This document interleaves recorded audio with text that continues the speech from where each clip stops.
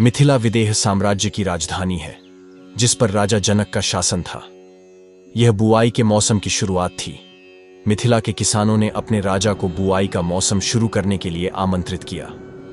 राजा जनक ने अपना सुनहरा हल निकाला और हल चलाते हुए देवताओं से प्रार्थना की। अचानक राजा रुका तो उन्हें मिट्टी से कुछ छोटी छोटी अंगुलियां निकलते देखीं। ताजा जूते हुए खेत में उन्हें एक नन्ही सी बच्ची, एक लड़की को पाया जो अपनी बाहें उनकी ओर बढ़ा रही थी। वह पृथ्वी देवी भूदेवी का एक उपहार है, जनक ने कहा। यह पृथ्वी की बेटी भूमिजा है और उसने मुझे अपने पिता के रूप में चुना है। आप सभी उसे मिथिला की राजकुमारी मैथिली कह सकते हैं। उन्होंने यह नन्ही सी बच्ची का नाम सीता रखा था, जिसका संस्कृत में अर्थ होता है खांचा, और उन्होंने उसे अपनी बेटी के रूप में अपनाया। सभी के हृदय में प्रसन्नता का अनुभव हुआ। समारोह वास्तव में सफल रहा। निःसंतान राजा सीता को महल में लौट आया था। कोई भी फसल इससे बेहतर नहीं हो सकती। सीता के आगमन के बाद राजा जनक की पत्नी सुनैना ने एक बेटी को जन्म दिया था, जिसका नाम उर्मिला रखा गया था, और जनक के भाई कुशध्वज ने 2 बेटियों मांडवी और श्रुतकीर्ति को जन्म दिया था। विदेह की भूमि पर 2 भाइयों की 4 बेटियां हुआ।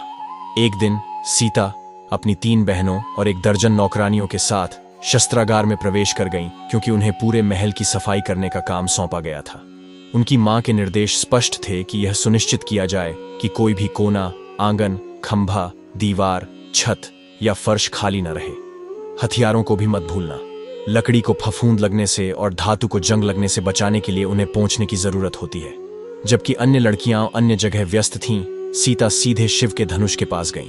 राजा जनक के पास बहुत समय पहले का एक धनुष था जो भगवान शिव ने उन्हें दिया था। धनुष इतना भारी था कि उसे हिलाने में 1 दर्जन लोगों को लग गया। नौकरानियों में से एक ने कहा, यह बहुत भारी है, कोई भी आदमी इसे नहीं उठा सकता। हालांकि सीता ने सरलता से उत्तर दिया, इसे अभी भी साफ करने की आवश्यकता है, और सहजता से एक हाथ से धनुष उठा लिया। उन्होंने सेवक से कहा कि वह इसकी निचली सतह को पोंछ दे। इस उल्लेखनीय उपलब्धि की खबर तुरंत राजा और रानी तक पहुंच गई। वे शस्त्रागार में पहुंचे और सीता से फिर से धनुष उठाने को कहा। उसने बहुत सहजता से फिर से धनुष को उठा। उसकी मां ने चेहरे पर मुस्कान लेकिन दिल में चिंता के साथ कहा, वह बहुत मजबूत है, अब उससे कौन शादी करेगा?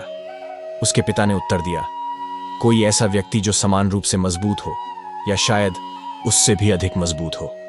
सुनैना को यह पता था कि जनक ताकत से ज्यादा बुद्धि को कितना महत्व देते हैं। बाद में जनक ने धनुष का उपयोग विवाह परीक्षण के रूप में किया। राजा जनक ने घोषणा की, जो कोई भी इस धनुष को उठा सकता है और इसकी प्रत्यंचा चढ़ा पाएगा, मेरी बेटी की शादी उस व्यक्ति से होगा।